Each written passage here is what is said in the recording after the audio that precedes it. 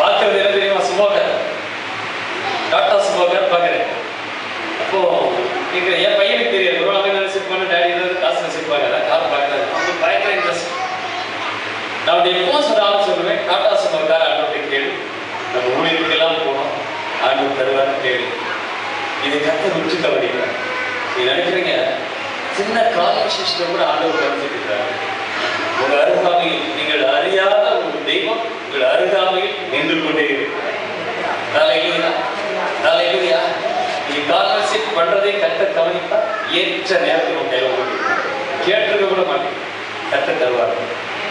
பார்த்து விட்டு ஒரு வாரம் கழிந்தது. நீங்க நம்புறீங்களோ நம்புறீங்களோ, எனக்கு அடுத்த சாரி நாங்கள் டாட்டா சும்மா காட்டுவோம். எப்படிங்க சாத்தியமாச்சு? எப்படி சாத்தியமாச்சு? ஆச்சரியமா இருக்கு. ஒரு பைசா கிடையாது. கர்த்தர் எனக்கு அழைச்சு ஏன்னா ஹல்லேலூயா, கர்த்தர் உங்களுக்கு செய்வார். இதையெல்லாம் செய்வார். ஆனால் பரலோகத்துக்கு கரிசனை இல்லைன்னு வச்சுக்கோங்க, ஒரு பைசாக்கு போயிடும். இதெல்லாம் இது உலகத்தில் அப்படியே அழிந்து போகும்.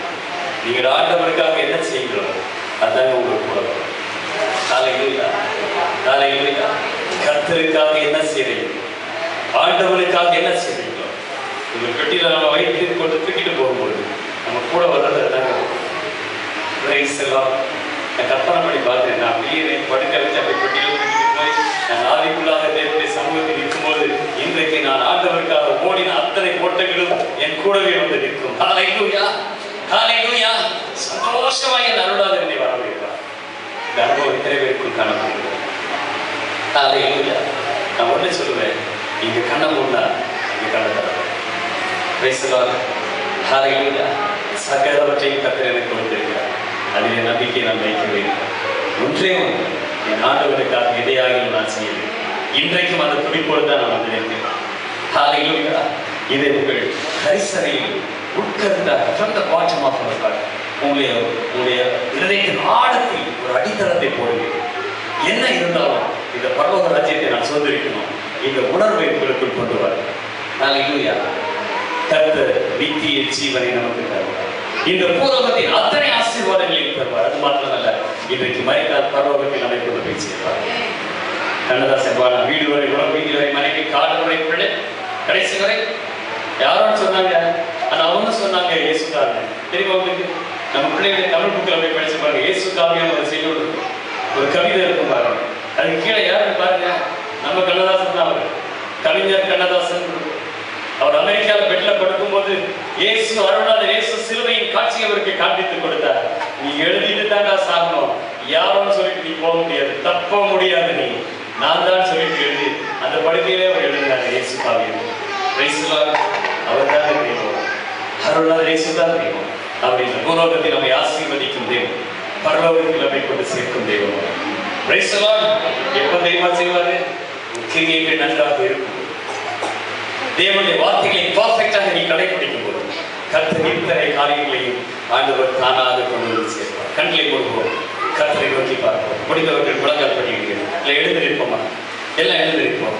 இந்த தேவாதி தேவனை நோக்கி நாம் சொல்ல போகிறோம். இன்றைக்கு ஒரு பொருத்தரை எடுத்துக்கொள்கிறேன். வேதத்தை நான் வாசிப்பேன். இந்த கிரியைகளுக்குள் நற்கிரியைகளை செய்ய நான் கற்றுக்கொள்வேன் என்று சொல்லுங்க. Praise the Lord. Hallelujah. Amen.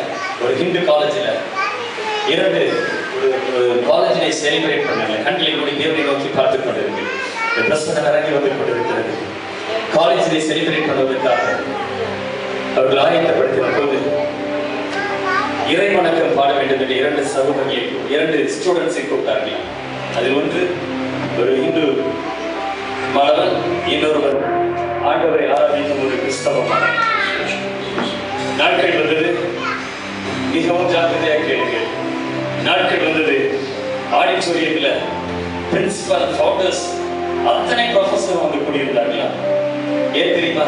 ஒரு பப்ளிக் மீட்டிங்ல ஒரு இறைவணக்கம் பாட வேண்டும் என்றால் ஜாக்கிரதையாக பாட வேண்டும் என்பதற்காக ரிஹர்சல் வைத்தார்களா?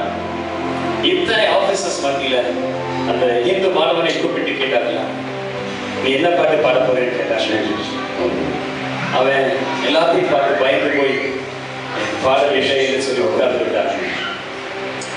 அந்த கிறிஸ்தவ மாணவனை பார்த்து கேட்டார், பார்த்து சொன்னார், நீ கிறிஸ்தவனா இருக்கிற, இயேசுன்னு சொல்லக்கூடாது, நீ கர்த்தர்னு சொல்லக்கூடாது, நீ ஒரு பாட்டை நீ பாடுன்னு சொன்னாங்க.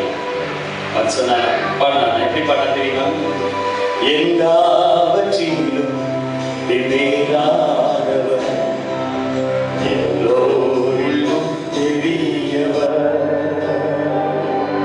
சகலவற்றையும் சிருஷ்டித்தவர், சர்வத்திலும் உயர்ந்தவர்,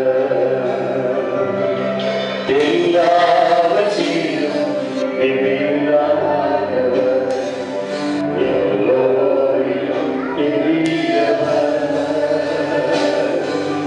சகலவற்றையும் சிருஷ்டித்தவர், சர்வத்திலும் உயர்ந்தவர்.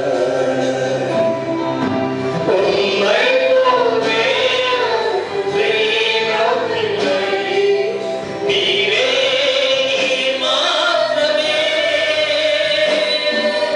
உம்மை போலே தெய்வம் இல்லை, நீரே நீர் மாத்திரமே. பரிசுத்தர், பரிசுத்தர், பரிசுத்தரே, பரிசுத்தர், பரிசுத்தர், பரிசுத்தரே. இப்படி பாடின உடனே ஒரு ஹிந்து ப்ரொஃபஸர் எழுப்பி சொன்னாரா, நிறுத்தினா பாட்டேன்னு சொன்னார். பயந்து போய் சொன்னாரா, சார் இயேசு சொல்லக்கூடாதுன்னு சொன்னீங்க, கர்த்தர் சொல்லக்கூடாதுன்னு சொன்னீங்க, இதுவரைக்கும் நான் சொல்லல, ஏன் என்னை ஸ்டாப் பண்ணீங்க? எனக்கு தெரியும் யா பரிசுத்தர் தான் இயேசுன்னு தெரியும் யா எனக்கு. அது சொன்னா பரிசுத்தர் என்றால் இயேசு என்பது எனக்கு தெரியும் சொன்னார். யார் சொன்னா தெரியுமா? ஒரு ஹிந்து ப்ரொஃபஸர் சொன்னார், நான் நீயும் ஆராதிக்கிற தெய்வம் பரிசுத்தர், அவர் பரிசுத்தர், இந்த உலகத்துக்கே தெரியும் அவர் பரிசுத்தர். ஹல்லேலூயா. பரிசுத்தத்தை காண்பிக்கிறோம், பாடுவோமா? எல்லாவற்றையும்